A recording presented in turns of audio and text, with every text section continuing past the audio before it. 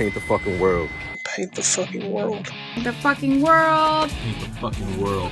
Paint the fucking world. And paint the fucking world. Paint the fucking world. Paint the fucking world. Paint the fucking world.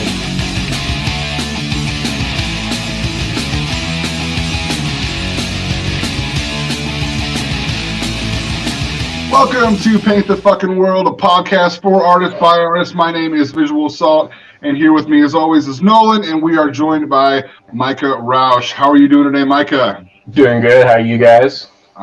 Fantastic. Nice. Pretty good, man. Right on. Well, Micah, you live in Montana, is that correct?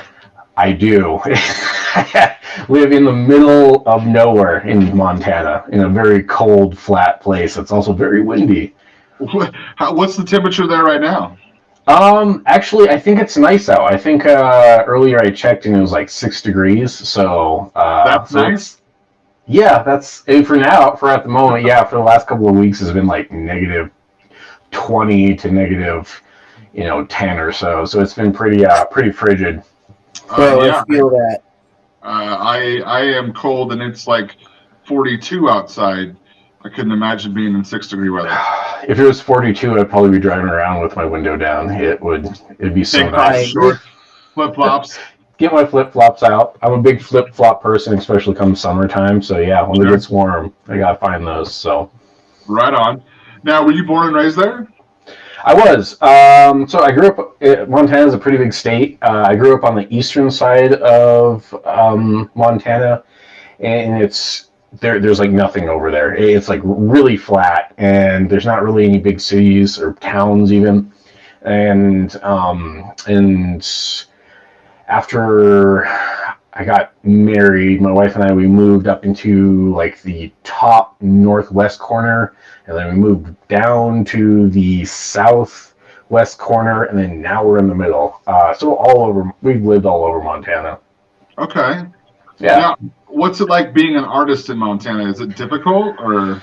Yeah, it's pretty tough. Like I think a lot of the art is more like Western art.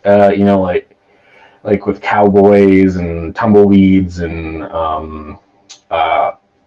like buffalo skulls and stuff like that. And there's like I've met some people that are like more interested in like fantasy art, but there isn't really a whole lot, especially like business wise and everything. So like getting a really cool art job. I mean, I haven't found one in the area, but yeah, it's kind of tough in Montana for an artist.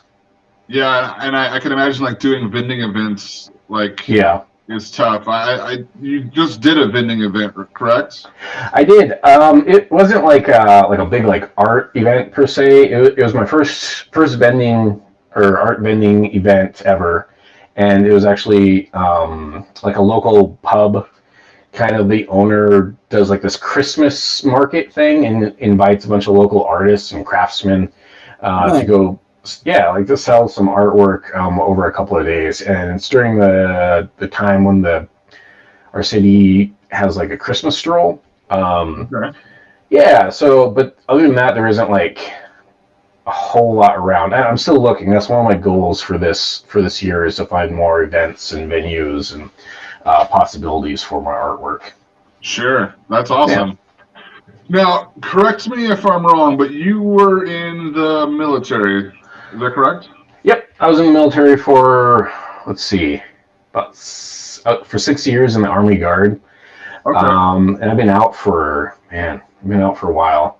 I was basically in when I was going to school, and it was like, the one weekend out of the month, and then like I think like 2 weeks in the summertime and everything. Okay. Pretty uneventful kind of experience, but yeah. Okay. Now, so you were going to school during that time that you were in the military? I was juggling a lot. It's sort of kind of long. It's a little off topic, but it's kind of a story of how crazy my schedule was. At one point in time, because my wife and I, we got married pretty young, and we actually both signed up for the military at the same time. Okay. And at one point in time, I was going to school full time. I was working. I was in the military. My wife was also in the military, and we had our very first newborn baby that was 2 months early. Oh. And so I was slammed. Like I was constantly doing things, and yeah, it was a pretty crazy 20s for me. Like juggling all those things. Did you find time to sleep or? Not really. I mean, like, it was kind of funny.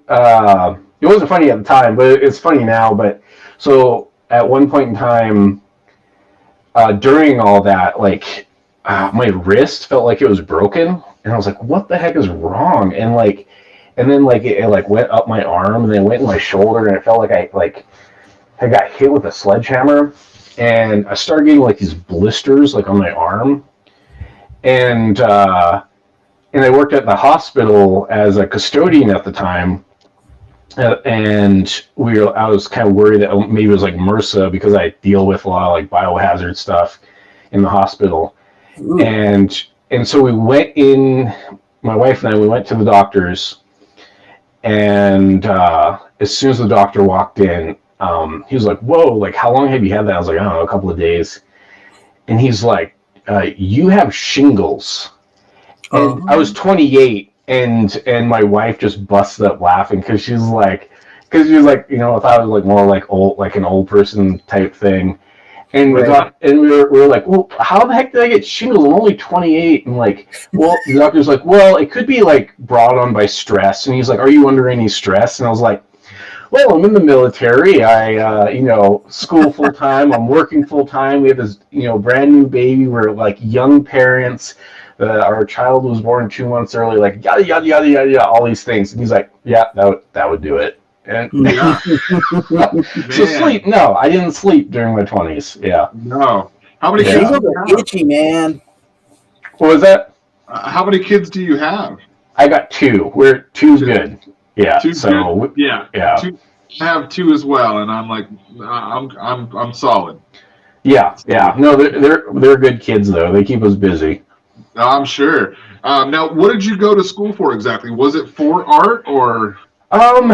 Yeah, I actually went to school in a couple of different places. Like right out of high school, like I really wanted to make like video games, but then like my parents were trying to like help me find a school, and there was like one school in Minneapolis for game design, but they didn't have like student housing, and I came from a town of like 3,000 people, and it was like basically this little tiny small town kid going to this huge city and having to get like an apartment and all that stuff, and it freaked me out, and I didn't do it. And sometimes I regret I didn't do it. So I was like, well, I'll just go to the state college with my friends, and I went for 1 year of graphic design, and I hated it. Came back home, I went to a community college. I got an associate degree in programming, hated it, and then I moved across the country after getting married, or not country, the state. I moved to a different city with my wife. I went to the community college there, got a 2 year associate degree in graphic design there, and then we ended up going back to the original place that I went to college, where I hated graphic design, but I went back to graphic design anyway. And I was like, well, it was kind of like art, but like for some reason in my head, I thought like graphic design was like this more like solid job, you know, like the safe job of art, and which turns out is not true at all. But yeah, so like I've done way too much college, and it's sort of kind of art, but it's all been like more graphic design stuff. Most of all my illustration stuff I've done on my own, kind of self-taught. So, dude, your illustrations, man, like just blow me away. Like, seriously, the last one that I saw that you were like, I was like, what are you talking about? Was that robot piece that you did, the recent robot piece that you were like, yeah. And so you turned it black and white so you could see the yeah. But before that, I was like, it looks fucking bomb. Like, what are you talking about? And then you go and touch it up, and I was like, oh, okay. Yeah. Like, it looks.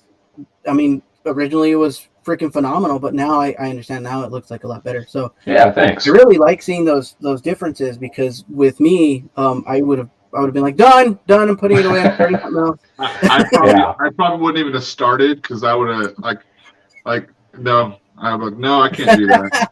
Well, it was kind of funny with that piece too, because it was meant to be like just like one of those like one session pieces where I was just going to sit down, bust something out just to make something, and then like I think like 15 hours later, and like 4 sessions in, I was like, okay, I'm done now. And so it kind of like took off and ended up being a bigger project than I was planning for, but yeah, it came out pretty good. It's beautiful, man. It's Thanks. so cool. I lost audio. Oh, there you are. What? I lost audio for a hot minute there. Oh man. I think I got the gist of it though. That was weird. So you're a full-time dad, and you're also a full-time artist. Yeah. All my spare time, free time, I do art stuff, and then I try to do all the stay-at-home dad things, and I cook, clean. Which cleaning I'm pretty far behind on at the moment. It's still. The house is still a tornado from the Christmas break. So I have to put the Christmas tree away. But other than that, yeah, I on my free time, I guess you call it, I work on my art business. Especially this last year, I've been trying to make this transition from doing graphic design freelance work to like just art and illustration work. And it was a pretty interesting 2021. Yeah. I bet. Yeah. I bet. So with your you recently just did your zine that you put out, your Ink Weird and Wild zine. Oh yeah, nice. I just got my copy. 2 of these. Okay. I know. I did. I got 2 of these. My sister was the one that actually convinced me. She said, "You got number 3?" And I'm like, "Yeah," because Tyler, of course, got number 1. Yep. So she talked me into keeping that one pristine and unopened. Nice. So I had to order another one because I wanted to show everyone it, and I actually wanted to see them in here, dude. They are so good. They are so good. Yeah, it was a really fun project. Like, especially being like for my first zine and everything, and like. It was just like a really fun ink challenge this October, and it was a lot of work because I mean, like I did the ink drawing and then I made a video every single day. I think this is the first time I've never missed a day doing the ink drawing challenge.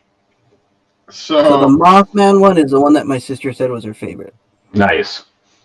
I with my zine, I started out doing a video a day. Yeah. And I haven't posted a video since about artwork since November 24th. So I fell off with that. I'm still doing it, and I'm still. I do a piece every day because I, like you, I'm a full-time dad. Yeah. And I have a 3-year-old, so keeps you busy. Keeps me way busy. But yeah, I'll do like 5 or 6 in a night, or with this new one, I did like 10 or 12 in a day when I had time. So, why cryptids? I noticed you have. It's always kind of interested me, like the idea of the unknown and like things that are like could be out there, and like exploration and like just like all that kind of stuff. And like I'm like when I was younger, I had like this one experience that kind of like it just kind of like intrigued me quite a bit. And can you go into that? Yeah, sure. So when I was younger, I think it was after my first year in college, and I ended up moving back home because the college I was at was just not for me at the time. And a friend and we went fishing.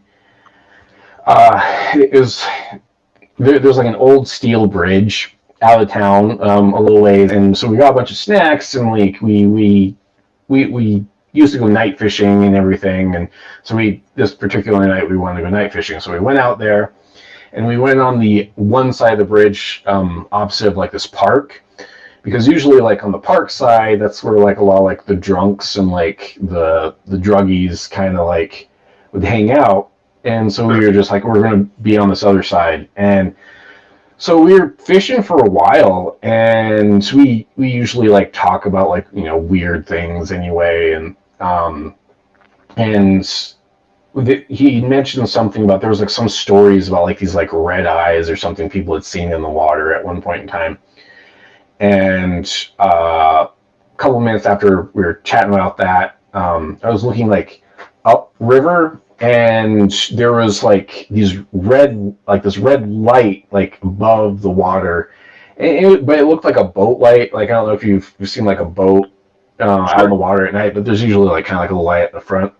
And I was like, oh, there's your evil red eyes, and you just kind of like laughed, and we kind of went back to fishing. And well, then we started like hear like people like peeling out like in the park, which wasn't like completely like abnormal, but like at the same time it was just kind of strange.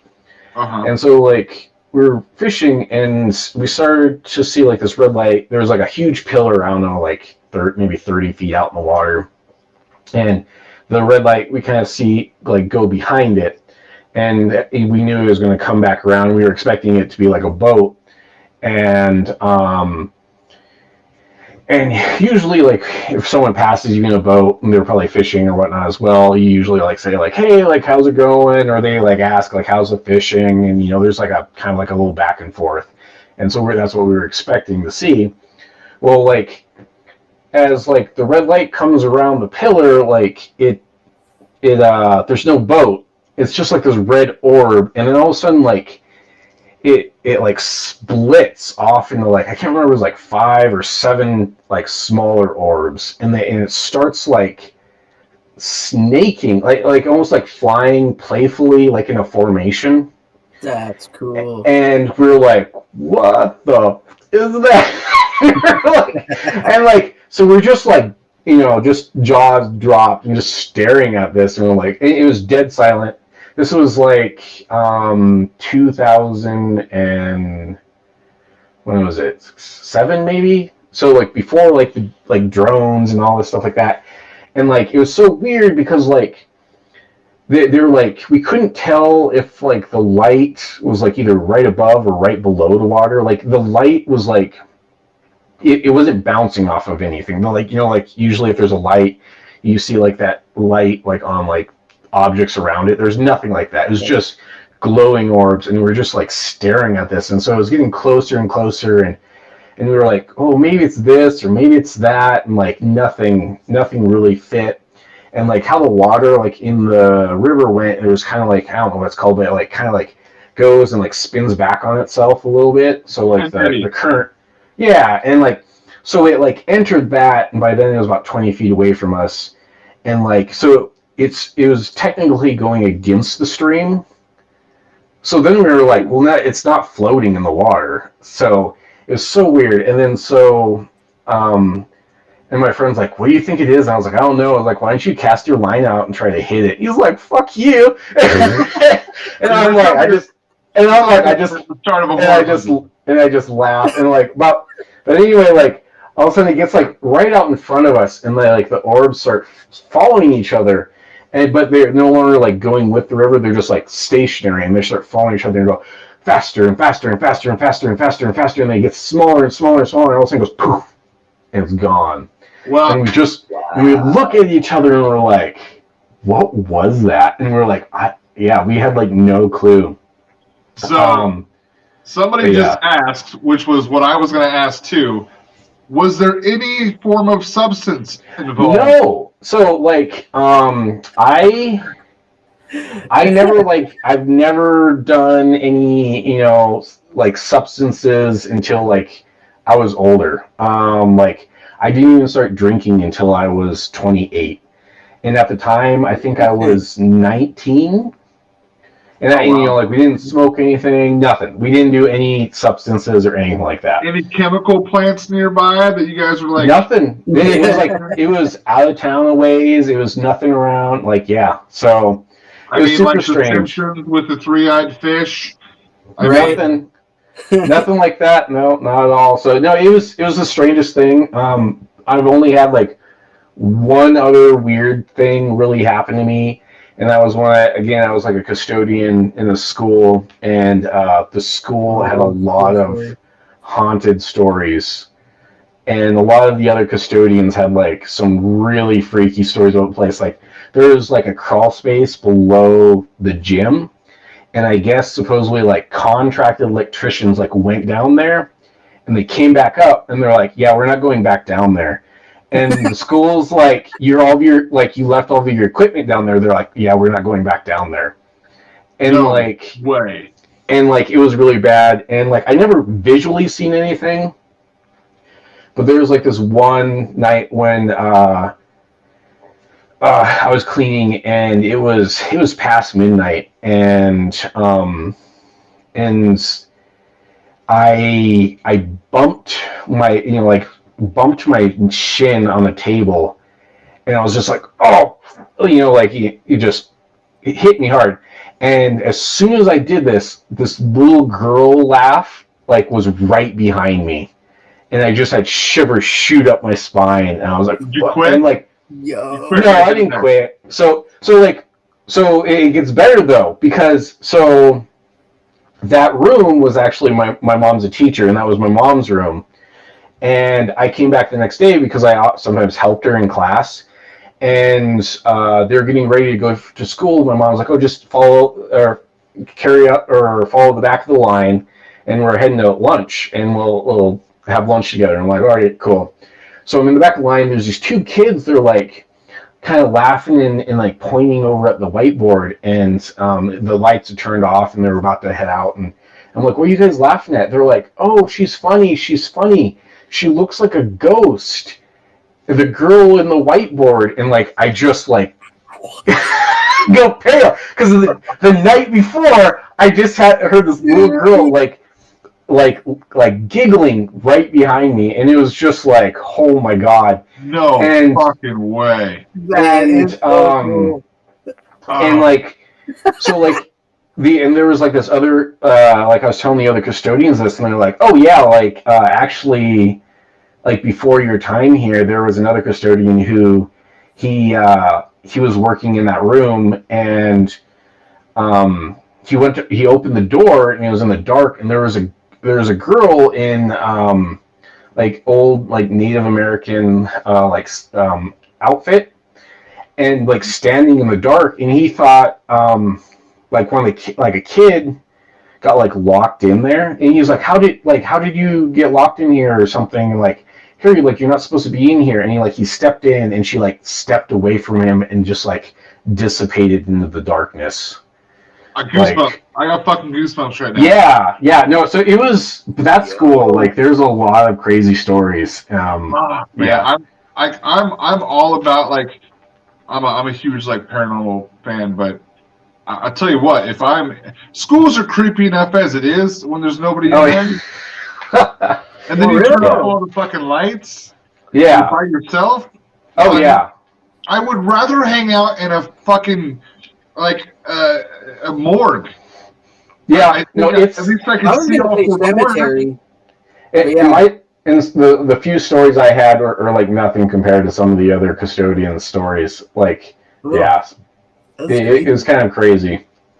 But yeah, so that kind of stuff kind of made me kind of think, interested of what else is out there, or the things that we don't know or see, and it's kind of intriguing to think that there might be more out there, I guess. Bro, that's crazy. Yeah. I can understand where your fascination comes from. I mean, that's wow. Do you see? You've had paranormal experiences. You've had some red orb experiences. As far as cryptids go, have you I mean, I'm not asking if you went and had a picnic with Bigfoot, but I mean, well, let's put this out. What is your favorite cryptid? What's my favorite cryptid? I'm not really sure what would be my favorite cryptid per se. I mean, like my Weird Wild series, kind of like, I kind of lump in like cryptids and aliens and like supernatural beings all together. And I think like out of like all of that genre, I think the idea of aliens is probably my favorite. And like the existence of like aliens and them running around, I guess, and we just don't know it. All right. Okay. I'm full-heartedly believe there's aliens out there somewhere, but it freaks me the fuck out. Like, it's really weird. I think it's human nature, man, because it's like the unknown and stuff. But I agree. I'll give you an example of what I mean by the unknown. I get hated on sometimes because I feel like, if AI were to get big enough and we get robots, like I wouldn't trust them. And they're like, but why? And I go, I've seen too many movies. Yeah, have you not watched that's iRobot? why they'll go crazy. Huh? Yeah. Like, have you not watched iRobot? Right. Okay. So I feel like it's the same thing, like especially if they're humanoids, man. There's actually a theory about that where the reason why we have a specific fear of like the uncanny valley is because it's almost human but not quite human. It's a primitive fear, and most of our fears come from like primitive things that we've learned, like, okay, this is gonna hurt us or this might kill us, like the fear of heights, the fear of dark, or being in darkness, right? Yeah. So there's a theory that says that at one point in time in our evolutionary chain, there was a humanoid-like creature that looked human but not quite human, that was actually more predator. And either they took off or they went extinct or something happened. Bro. But we still have this genetic weird fear of that uncanny valley. You've been watching Ancient Aliens, haven't you? Yeah, aliens. I don't know, like it is like kind of a scary, unsettling thought, but at the same time, like I don't know if that's like what's more unsettling, the thought that like there's more sentient beings out in the cosmos and we just don't know about it, or like the idea of like we're the only ones and like we just have to deal with us human assholes for God knows how long. You know what I mean? Like we're it, like that, like this is as good as it gets. Like really, that's really depressing. Like this is as good as it gets. Yeah. Oh, wow. When I was younger, I remember watching Fire in the Sky. Yeah. At buddy's house. Ruined me for aliens for the rest of my life. Yeah. I like Ancient Aliens and those alien shows. But fuck, man, it'll just creep me out. Like, I won't go outside at night for a couple of days because I'm like, I'm not getting abducted. And they're going to have to work hard to get my fat ass up. It's not going to be easy. But like they could do it. So yeah, no, that was an intense story, man. Yeah, no, it was the most interesting thing that's ever happened to me, really. I'd like to say I'm speechless, but I have prompts here, so I can keep going. All right. Let's get away from cryptids and so I can like get my skin back to a normal consistency because I'm like got goosebumps. But the question I ask every artist is, most people say they've been creating since childhood. I feel like you were taking your artwork serious like right out of high school, but was it any time before that you were like, I want to take my art seriously? When did that kind of click for you?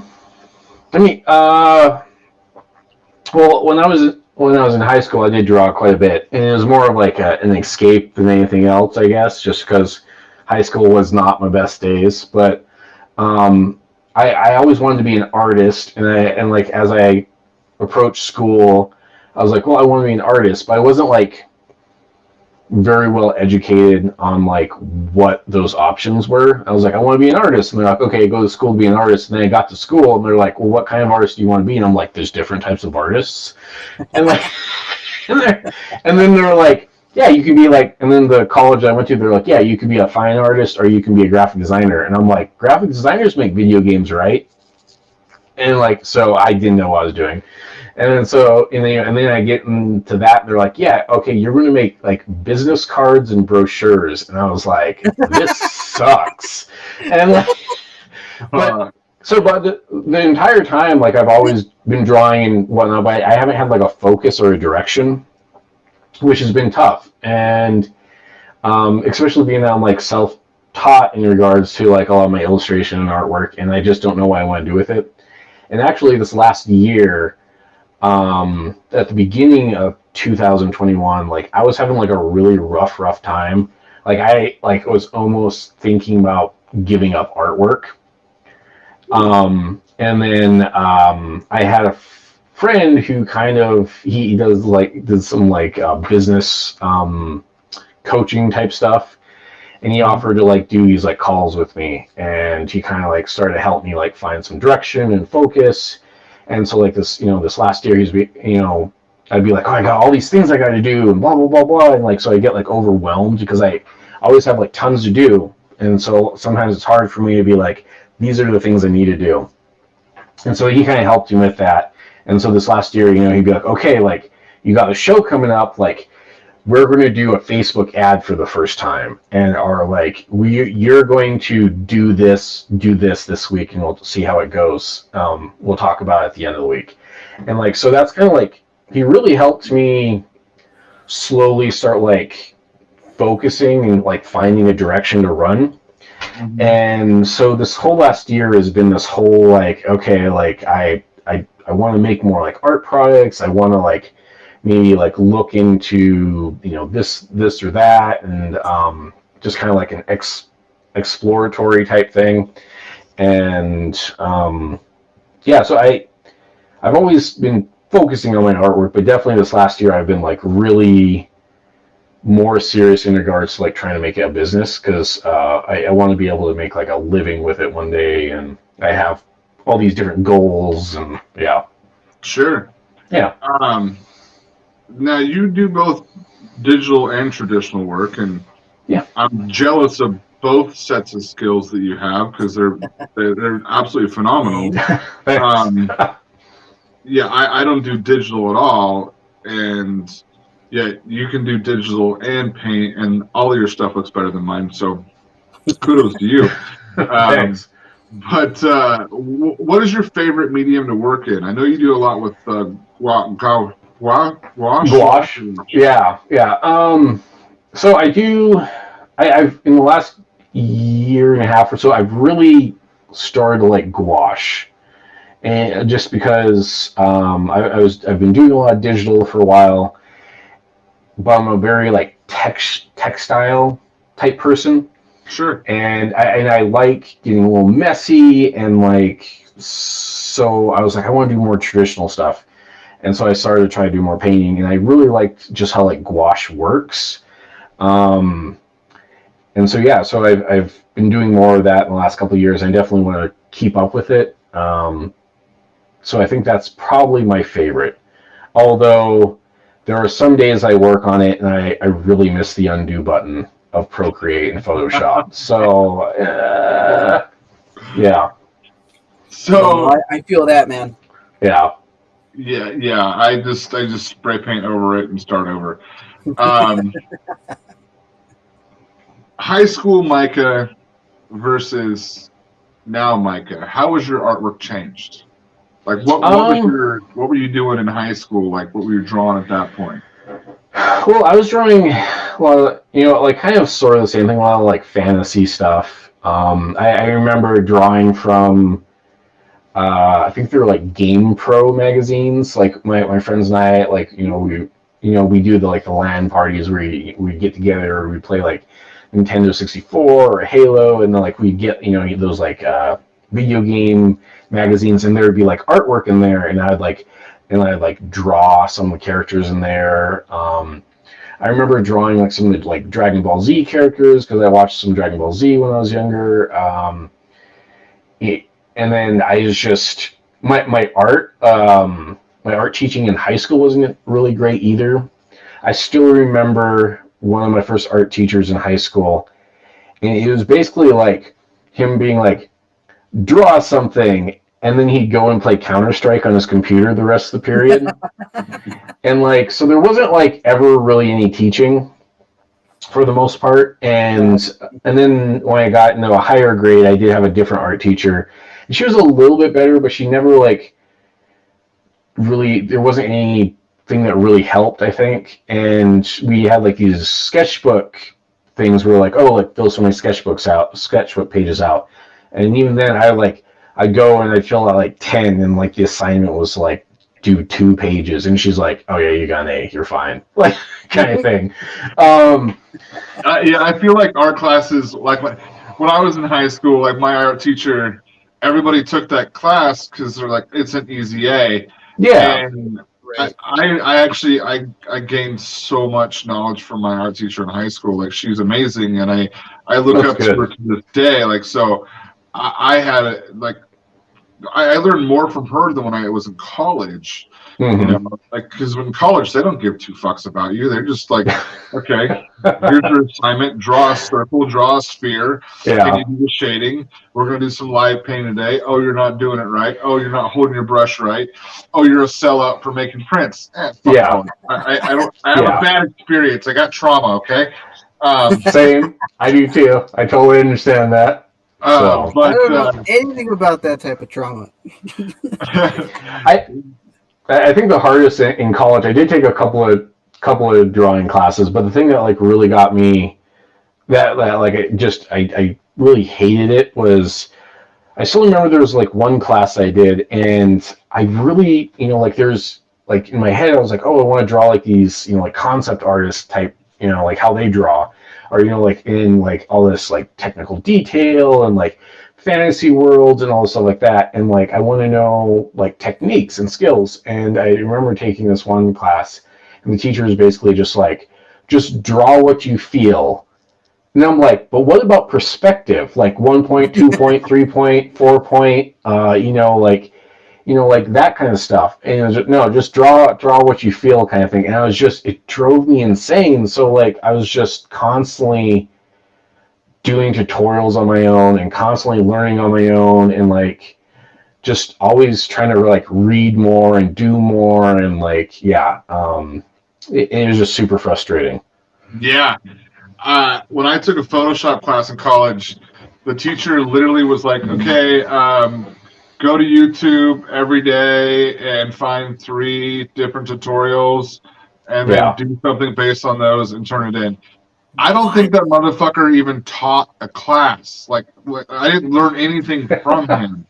All he did was like go to YouTube, and I quickly realized that YouTube is a better college than anywhere I could possibly go to. It is like the amount of information you can get off of YouTube is just amazing. And then like nowadays, like the different options, like I have like a whole list of like things like where you can learn actual like art lessons and courses from like people that are like professionals, and like for subscription prices that are just super cheap and affordable. I mean, like some of my favorites are like controlpaint.com and svslearn.com and schoolism.com, and there's Gumroad, and there's like Skillshare, and like all those ones, like you pay like like I could learn 100 years of information and still pay less money than what I pay for an entire semester at college, and learn more, basically. I mean, like you got Masterclass, I think is one of them that has like it's a one-time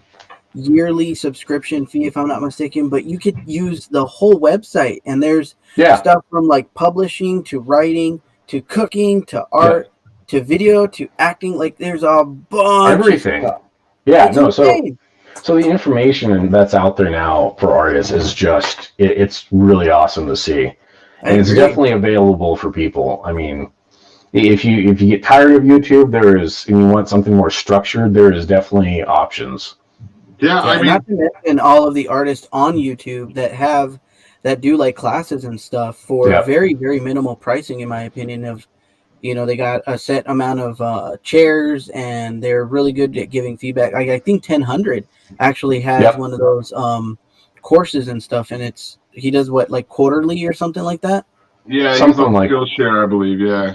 Yeah. Well, and like a lot of the artists have Patreons where you can become a subscriber to the Patreon. They do live painting where you can ask questions and stuff like that. And that's the thing too. Like I'd like to do more of. Like I have a Patreon, but like right now it's just a tip jar. But I want to do more with it. But like I've seen like some artists that just like do amazing with that. There was like one artist that I seen where basically she just made like hundreds of like tutorial videos and basically like, oh, we're going to like paint fox in watercolor in basically a start to finish process, and that's like one tutorial. And like her Patreon was like split into like 2 tiers, and like one was like, oh, the first tier you get access to 200 tutorials, and the second tier you get access to the first 200 and another 200. And like I think like doing like just quick math, like the lowest amount, I think she was like clearing almost 30 grand a month. Wow. And I'm just, and it's just like, oh my god. So I mean that's awesome. What am I doing with my life? I know, same. I know, that's what I keep saying to myself too. I'm just like, oh man, I gotta get my shit together. Like I think you could do it, man. I really think you could do it. Like I would. Yeah. I would be. It's a lot of work. It's a lot of like, you know, work up front, but hopefully one day. You know, like speaking of like other artists, who are some of your like artists that you admire, like living, dead, or otherwise? There's quite a few different artists I like. Like some of the ones that are alive and everything now are like, one of them is Wiley Beckert. I really like her artwork. There's another one I really like, his like pencil drawings. His name's Gary, probably going to butcher his last name, Velarde, I think. His stuff is really cool. There's another one. She did Fairies of the Fault Line.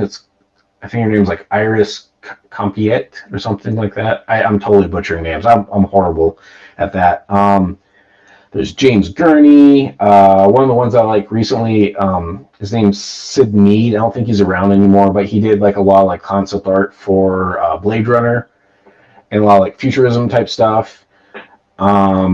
There's Kim Jong-ji. Some of the older ones I like is like Rockwell and J.C. Leyendecker and like Frank Frazetta. You know, like all the like fantasy artists are very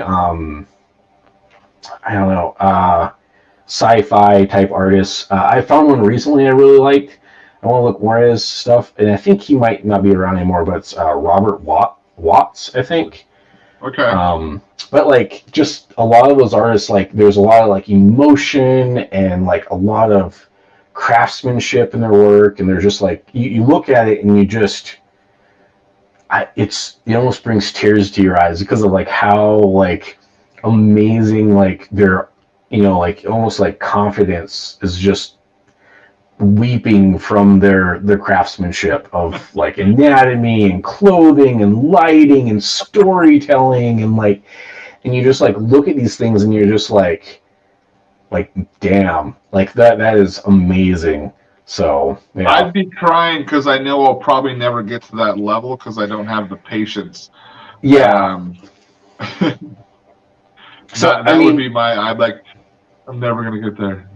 See, and that's like some of the frustration for me. Like I try not to compare myself, but these are like some of the artists that like I look at and I look up to, and I'm like, I want some of that in like what I have or what I do. You know, like I want like more mastery over lighting and anatomy and storytelling and like emotions. Like I would love to like be able to like. I was thinking about the other week and was like, I would really like to be able to like make a painting one day that would make someone cry. Like, but not like, but you know, where they just look at it and they're just like, holy I get that. And like, they just like, it moves them. So I don't know. It's definitely like, those are like my goals and like what I want to like shoot for. And, but it's still a long ways. It's a lot of work. Sure. No, definitely. So you got artists. I've popped into your lives quite a few times. Yeah. And to watch you do your thing, whether you be like just sitting there chatting, or making art. And one thing that I consistently see in every single one, or I say I consistently hear Mm-hmm. in every single one of your lives, is your music choice, which is fucking awesome. Yeah. I love your music choice whenever I'm in there. Like you have the interpreters Thanks. on. Yeah. So I just kind of want to quickly ask you, like, how music plays. Does that play any factor into your artwork at all, or I mean, yeah, yes and no. Like a lot of times, like I pick like my music choices based just on my like just how I'm feeling for the day. Because I do like bounce around from different things, but there sometimes when I'm actually like working on a particular piece, I might pick a certain type of music to put me in the mood. Like the robot one that I did recently. I listen to a lot of like 80s synthwave type stuff. And but some days I just put on whatever I'm feeling. Like some days I don't want there to be like a lot of like vocals. I want it to be chill, so I put like lo-fi on or something like that. And then there would be other days when I'm just feeling frustrated and angry, but I'm feeling nostalgic and kind of, I don't know what, like something inside me is kind of just, growly. And so like I'll go back to the 90s in my youth and I'll like, put on, like Rise Against the Machine, or Eve 6 and like all those different things, like Blink 182, like all that stuff. And but then I have like another channel that I just throw on. It's kind of like a feel good. That's like kind of quirky and it's usually upbeat music. I have a couple of different Pandora stations, which is basically based off of mood, and I'm just like, okay, I'm feeling this today, and I pop it on, and yeah. Okay. Yeah. I know, like Marco and I have both talked about how music plays a big influence in our artwork. So it's always like a question I like to ask is like, I have a playlist that I've been building on my Echo for a while that I just keep adding songs to it. And if there's anything that I hear that inspires me, I throw it on there, and I just play that on shuffle, and then I just keep adding to it. So I always kind of I like to see what other artists have, like their perspective on how music affects them. Yeah. You are a sketchbook guy. I am a sketchbook guy. I really like sketchbooks. Like they're just visually nice to have, and like to do stuff in. And so what? Yeah. You have more sketchbooks than probably Barnes and Noble has sketchbooks. yeah. No, I have a handful. They're not all filled up, but like a handful. Right, I know, right? A handful. Yeah, I got a handful. I mean, like I have a few. You probably have 3 handfuls here. Yeah, I guess maybe about 3 handfuls. But yeah, my girlfriend really, she really admired how organized they were. Like she's like, see, why can't you do that? And I'm like, I have 2 sketchbooks.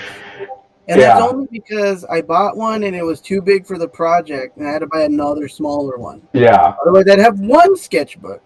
Yep.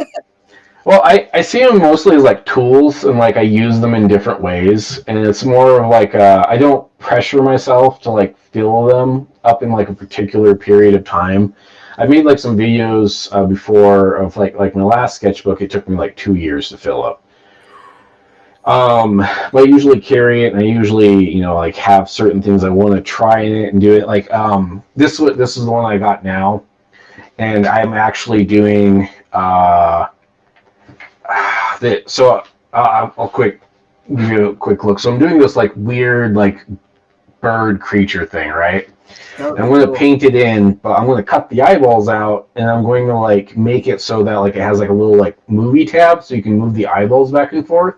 like a pop-up book almost. Kinda, yeah. And it's mostly just like I thought that would be fun, and it's like kind of like just an exercise and an experiment. And I'm like, yeah, I'll try that. So yeah, I really like the sketchbooks. I know, like you have one for plein air painting, but you have like different sketchbooks for different things. Like you have one that's anatomy. You have one that's like I don't know, like cartoons and things like that. So yeah, all sorts of different things.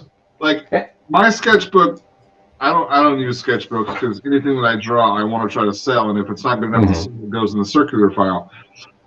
But like the stuff you put in your sketchbooks, I was like, that's beautiful. Yeah, I know. It's I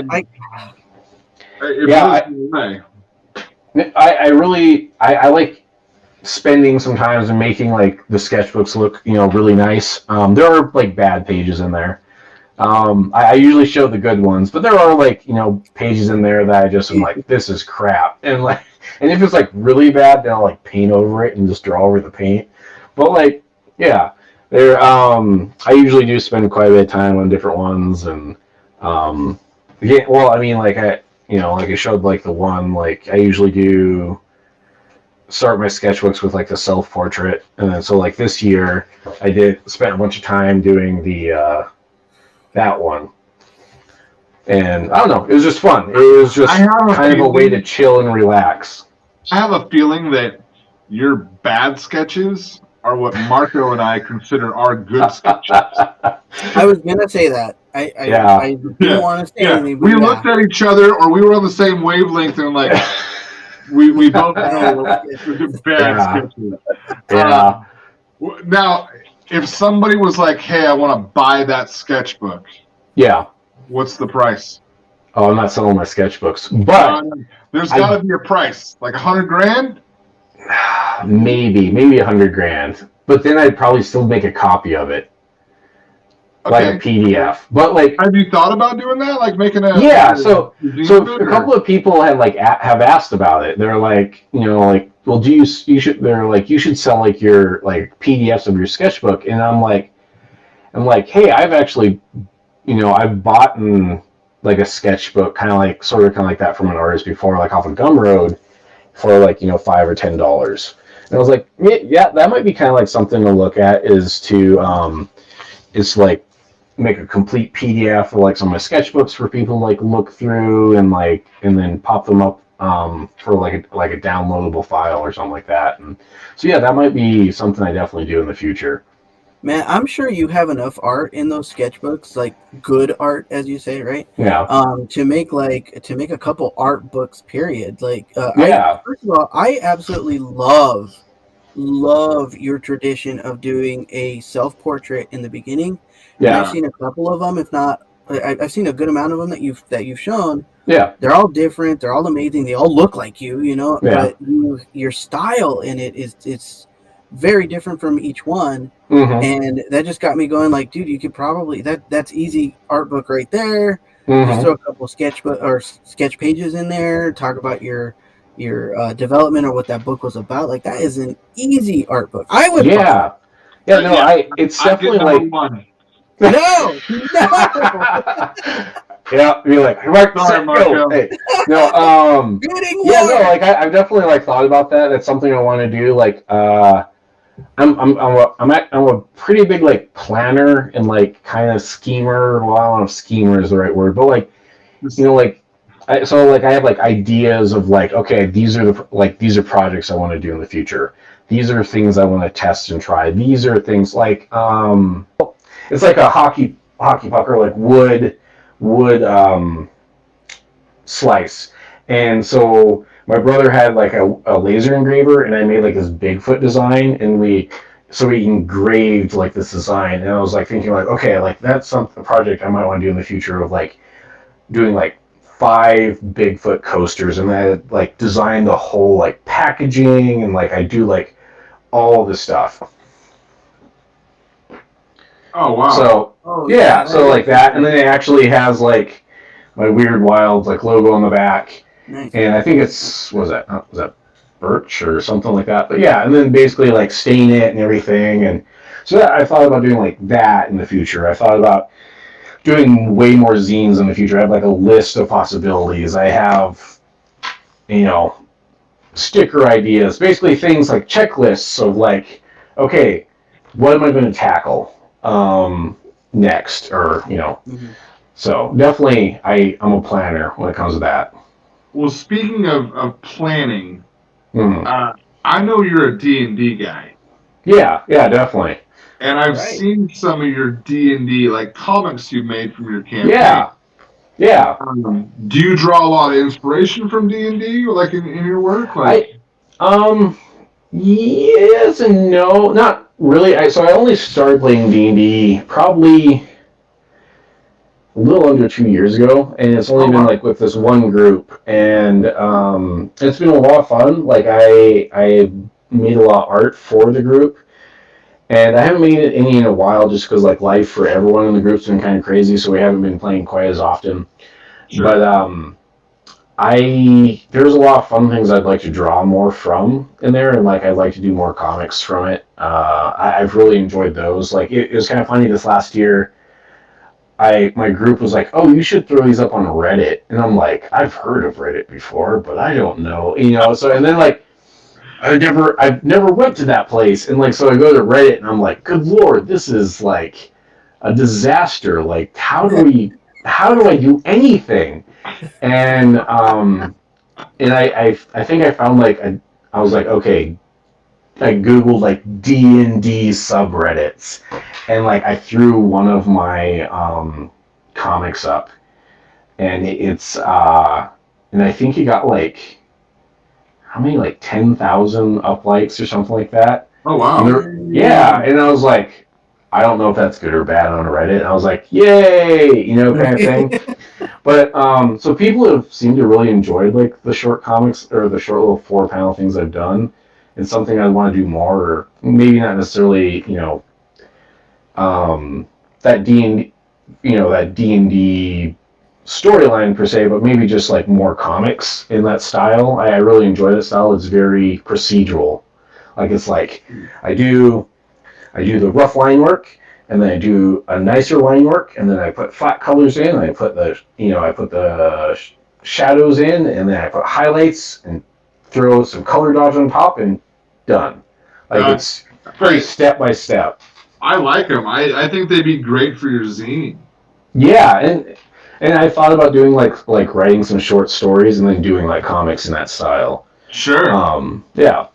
Yeah, no, I think they're really awesome. Would be great. Yeah. Maybe I'll hit you up for one. You know, you can do one for my zine one of these days, because I'd love to feature you in there for it. Speaking of the zine, you know, I am featuring you in, you know, this month's Halloween, which happens to be a Scooby-Doo themed, because I'm a Scooby-Doo nerd. So we're going to talk about, you know, scary Halloween horror movies for a hot minute here. Sounds good. I kind of take it you're a Halloween fan, just like by some of the artwork that you do, like with the Cryptids.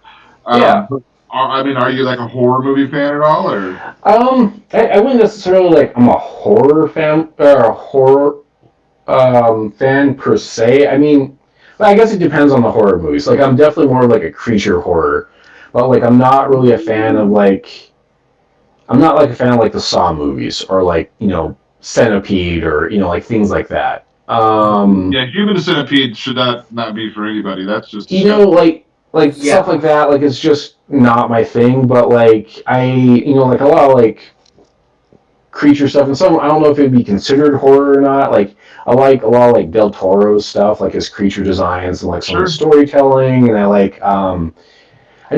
guess I did really like the Hannibal Lecter movies, but usually it's more like you know, like aliens or like vampire werewolf type movies or different things like that. What was that one movie that the one where A Quiet Place, right? Was that it? Yeah. Like, what are you talking about? Like that kind of movies? Or are you like Godzilla or? Probably more like, you know, like I'm trying to think of like Blade or Constantine, or I don't know if those are probably like more actiony movies with like, you know, per se, but like Sleepy Hollow with Johnny Depp. That was like one that I really enjoyed. Like I don't know, I like some of like that old fantasy type work, you know, style, and then like but then like mixed with like some like unsettling, you know, creepy stuff as well. I don't know. I mean, I I like creature feature stuff. I mean, if we're just like opening up to any creature, like Jaws is one of my favorite movies. Yeah, You know, I also love Lake Placid. Rest in peace, Betty White. I knew you were going to bring that one up. Because Lake Placid is a great creature feature. But you have like the creature from the Black Lagoon, things like that. You know, you could even probably throw in like the Wolfman. Yeah. As a creature feature. Yeah. So yeah, I'm a big creature feature fan myself. So, do you have like a favorite horror Halloween movie? I would say it would probably have to be like the Sleepy Hollow movie. I usually during Halloween, that's like one of the movies I have to watch, kind of thing. It's a great film. Yeah.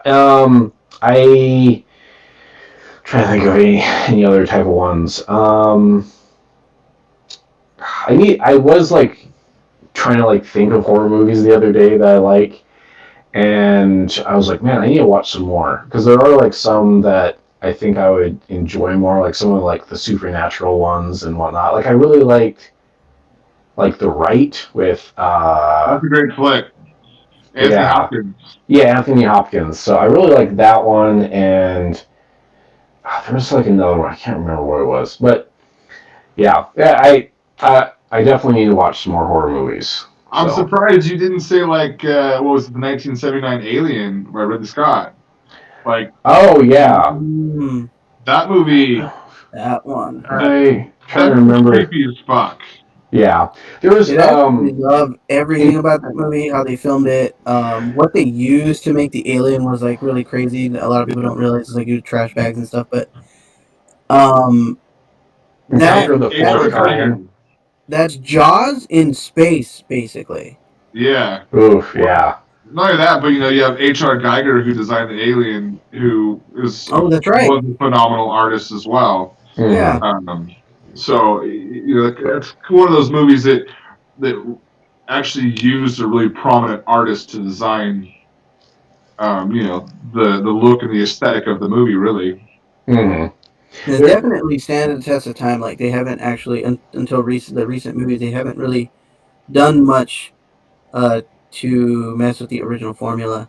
Even when they started redoing different things or adding like certain things, they all were still alien-esque, you know. Mm-hmm. But yeah, I'm a big Aliens fan. I love that series. I love that series so much. Have you watched? Was it Encounters of the Fourth Kind? Oh, the found. Isn't that the one like it's like based like in Alaska or something? Yeah. So the city actually sued the production company or whoever, the studio, whoever, because of how much backlash. I don't know if it was because of over tourism or people were just like not wanting to go under tourism. I don't remember. Yeah. But the city literally sued and won. Yeah. No, I remember watching that one. That one kind of was like pretty creepy. Like I liked it, but yeah. He's up there in that 30 Days a Night area. Yeah. No. Yeah. 30 Days a Night. That was also a pretty good movie. I liked it. That was a good one. But what was the first horror movie you remember seeing as a kid? Man. Trying to remember. I don't know if it'd be considered horror or not. I wasn't like a really big horror person up until like my teens. Like my kids were kind of like, I know you've mentioned it before, where like, you know, your friends were more into horror and then they're kind of like peer pressured you kind of thing. Oh yeah. And like, I remember what it was like Dusk Till Dawn or something like that, which isn't even like a horror like scary one, but like I remember just being like, no, I don't like horror movies. I'm like, dude, just watch it. And I was like, finally I was like, okay, fine. And then I watched it and I was like, oh, that wasn't as bad. And then so like we watched like other ones, and I remember watching like so I'd have to say it'd probably be Dusk Till Dawn, even though it was, you know, when I was older. And Dusk Till Dawn's a great flick. I mean, you got Rodriguez film. You got what's his name? You got the guy who plays Sex Machine in there. Yeah. I mean, there's just so many great. It was like, yeah, it was like really good, and I remember like eventually watching like The Exorcist. My friends talked me into watching The Exorcist. Oh yeah. And I remember laughing through most of it. Like at that point, like it went from like me being terrified to me just being like laughing and being like, "This is ridiculous." And like I still remember like in one part in The Exorcist when I was like, "What is the like?" Like he was like boxing or punching, and I was like,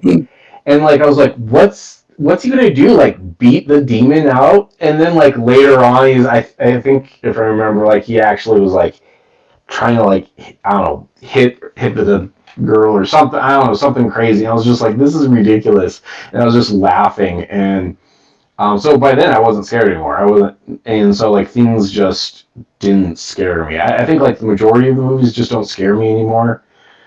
There's like movies that like unsettle me that I'm like, oh, I just like Saw. Like I'm like, it just makes me kind of feel sick. I'm like, no, I can't watch that. Man. Yeah. Well, it makes you feel sick because, well, A, somebody thought up that shit.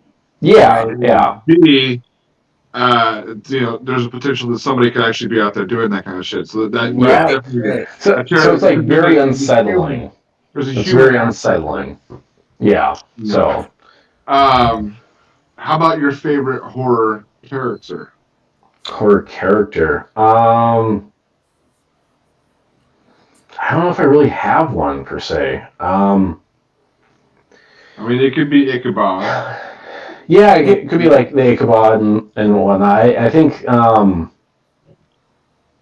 would probably have to be it.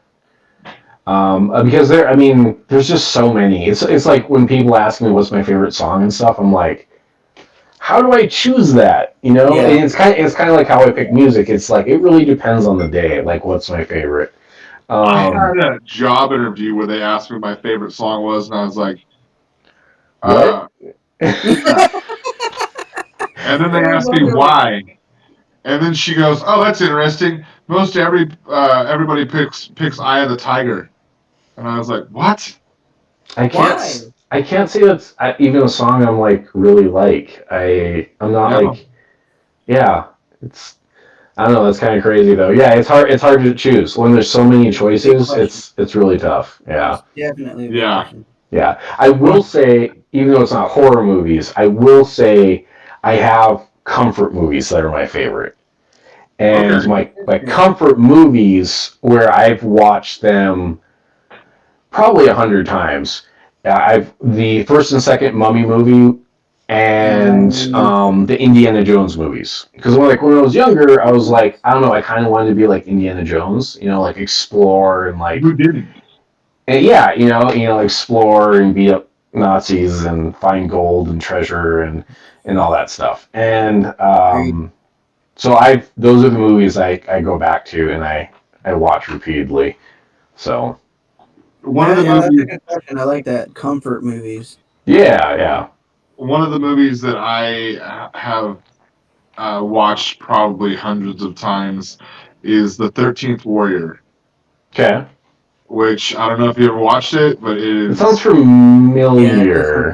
It's Antonio Banderas. It's a fucking amazing film.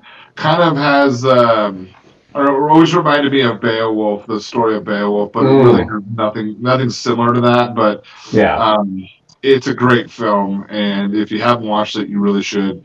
I'll have to look it up. It's got a lot of great imagery in it. Yeah. Catcher Side says it's epic. Well, we will move away from horror and movie and just got a couple more questions. All right. What is your ultimate goal with your art career?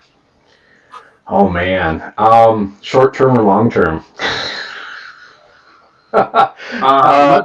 Let's do short term because I have a long term question then too. Okay, so short term, I guess in this next year, I'd like to, get up to like a bare minimum livable amount. I'd like to start finding more events and more places to exhibit, maybe some like places to do consignment, or I'll sell some of my artwork. Let's see, I want to get my studio up and going, and I just I don't want to feel like more confident in my work and kind of like have like a more of like finding my path kind of thing of like, this is what I want to do and this is the direction I'm going to run. And then like basically get all of my bases like well established, kind of like everything on my website like squared away that I need. Like there's still things I need to do. And like basically build up all the business stuff so it's like strong, secure, and then like start shooting for the stars kind of thing. Sure. I guess that's like this next year's goal. So my short term, I suppose. And what's your long-term goal with it? Yeah, like my long-term goal is, I really, I would really like to be. I don't know if it'll ever happen, but like, I'd really like to be like one of the artists that like gets up to like 6 figures a year and like has like a huge following and like does like events and like classes and like like helps people like learn art and like kind of like help people like develop their art business and like just make cool shit all the time. Like, have like creative freedom and just like just have like also like have it set up so I have like multiple pillars of income for my artwork. It's not just like I'm not just selling prints, but I'm like doing a little bit of commission work. I like license some stuff. I selling prints. I teaching some classes. I like basically some like a bunch of different things in play that are all to the point where they're kind of like almost they just go on their own kind of thing. So yeah, I think that's like my goal eventually is to just reach that and then to the point where I'm doing well enough that I can start giving back to the art community more and yeah. Sure. Yeah. One of the things I recently heard that has really resonated with me is put as many legs under your table as possible in case one gets taken out from underneath you. Yeah. And I was like, wow, that's I love that philosophy and that way of thinking, and branch out, expand out, do whatever you can to make sure you got as many legs under there so you can, if one gets taken away, like, we could potentially lose vending events this year because of the virus again. So there's always that potential. So if you have more, if you're expanding out and doing more, there's, you can still bring an income. You can ride the wave a little bit.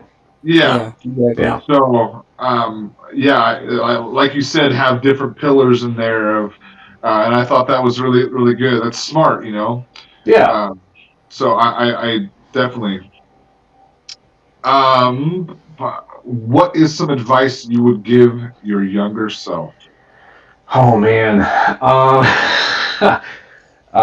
Don't bother with, I shouldn't have went to like what schooling I did. I should have just faced my fears and just went directly into like artwork that I probably would have enjoyed more. To like just go for it, I guess, more, and just find how do I put it? Don't depend on others to teach you teach you the skills that you want to have. Like, just start finding places to like whatever. No one's like going to like give you everything that you want to learn. Like, you gotta like find it and like really push yourself. I think, and I don't know. It's a little kind of like a little story, but I remember like being in college for my associate degree in graphic design, and there was classmates who, like, I was always like, hey, like, do you do any outside projects? Do you read, like, what's your favorite art, like, blogs? Like, what, this, and that, and all these things. And they're like, oh, I don't do any art or graphic design outside of class. And they're like, I'm getting A's in my class. I'm just going to get A's, and then I'm going to find a job once I graduate. And I'm over here, like, scared shitless, like, learning everything I can. And then I think that's like a good thing, is just learn as much as you can, have fun, and just, don't like, I don't know, getting caught up more. That's going somewhere with it, but just do your best. It kind of took a, it kind of took the question I had next, which was what was advice you'd give to a younger artist, which I think everything you just said right there, not only for your younger self, but for younger artists, it's good. Learn everything you can. Like when I was in college, I was experiencing the same thing. I had artists that were like, I don't do any work outside of class. And I'm like, we had like, hey, bring in the work you've recently done. I brought in like 15 fucking canvases and everybody had like 2. And they're like, why? How do you have so much work? And I was like, because I'm constantly working. Yeah. And that's like the thing too. I mean, like for graphic design, not necessarily, I don't know, for art per se, but like a lot of times, like when you go for like jobs for graphic design, if all you have in your portfolio is student work, like the people like hiring know that, and they see that and they're like, oh, I've seen this 100 times. There's nothing special about this. You know what I mean? And so just pushing yourself more and be willing to stay up late, a couple of nights every once in a while to like, learn the extra lesson or read an extra book or, I think it's really important to really invest in yourself and your future. 100%. Yeah. Tyler's always saying that. It's like it's better to invest in yourself than another business or anything else for that matter. He preaches that hard. Yeah. It's well, I mean, it's definitely a hard lesson to learn because one of the reasons why I want to do this so much is because it's even if you're not doing great, you're not doing great. You know what I mean? Like there's total transparency. But I was working in-house at a graphic design place, and I was expecting a raise. And instead, the meeting went, oh, we're closing our doors. You got the pink slip. And well, I ended up, basically they offered me the ability to contract with them, but there wasn't like a set amount of money. But like basically, it was totally a sideswipe. Like I didn't see it coming. And I didn't know the business wasn't doing well. I didn't know any of that. And I don't think like a lot of like art and design businesses are these like I worked there for 30 years and retired businesses. And I think that's something that people need to be prepared for. And so that's why I think like knowing how to do things on your own, like freelance and commission work and all that stuff like that is really important. So absolutely. No, that's great advice. And while you were talking, I actually thought of another question because that was my last question. But you brought up books. I'm a big book guy. Yeah. I love books. I love actual books I hold in my hand that's tangible. I don't read reading them on. Same. But I've read a lot of books art related. Okay. What would be a book that you would suggest anybody listening that it's a must read? Are you looking for like technical skills? Or are you looking more for like just like mental type working through business stuff? So like for me, I have 2. I have Steal Like an Artist, which I think can ease people in, and I think it's just a great book, and also Art and Fear.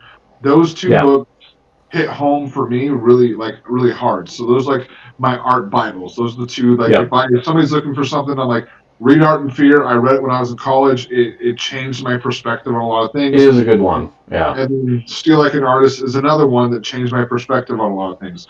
So something like that. Something like that. Oh, well, Art and Fear is a good book. I'm trying to think of like some other ones. Looking on my shelf. I'm reading one right now, and I haven't got all the way through it, but it's been really good. So if that counts, if that works. But Real Artists Don't Starve by Jeff Goins. I've heard of that. So that one's been like a really good way of like kind of like like how to think of certain things and whatnot. I've really been enjoying that, and I have more that on my to read list. But I will say, even though that was kind of like the style you're going, but I will say there is one technical book that like is I think a must-have if you want to draw like more technically, like perspective-wise. A thick book. How to draw by Scott Robertson, and he also has How to Render. These books are like, there's things in these books that are damn near magic.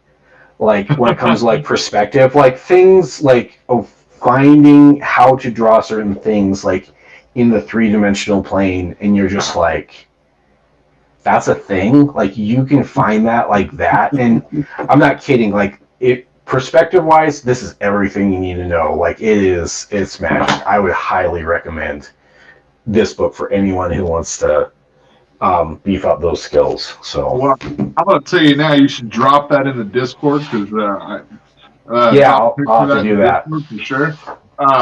But that's great. I mean, because a lot of those things are hard to find, and if you have a good book that like you can suggest that people can go to, like, okay, this is my new like art Bible on how to draw. Yeah. You know, I don't know how many of those how to draw books I have, but it's a lot. It is, and yeah. I've never found them to be all that beneficial. Mm-hmm. You know, 'cause how many did we have to buy when we were going through college? You know. Yeah, no, it's quite a few. I've actually thought about making like a hidden reference page, like reference page, like on my website that I could just like link to people when they ask. Because I don't know how many times I've been asked like, oh, like where's a good place to like learn like how to draw or, like certain things, or like how to like what books would you suggest? And like you know, I was mentioning earlier about like these websites like controlpaint.com and SVS Learn and all that stuff like that. And I don't know how many times I've like shared those links. And I think like I need to just gather my favorite books and my favorite resources, and then every time someone asks, I'm just like, here's a link to my website on this one hidden page, and then like, here you go. And it's just like all the information that they could possibly want and need. That's been on my brain lately. So yeah, no, I you know, like yourself, I try to help with whenever I can and give advice whenever I can. So that would be super beneficial for a lot of young artists as well as old fucks like myself. So I think that's a great idea. But we are we are hitting close to an hour and a half here, so we're gonna wrap this up. Sounds good. I appreciate you coming on here and spending an hour and a half with us. I know. Yeah, definitely. It's been fun. But yeah, man, thank you so much for coming on and paint the fucking world. Definitely. We will chat with you guys later. Sounds good. All right, everybody, have a great night. Paint the fucking world. And stay rebellious, guys. All right.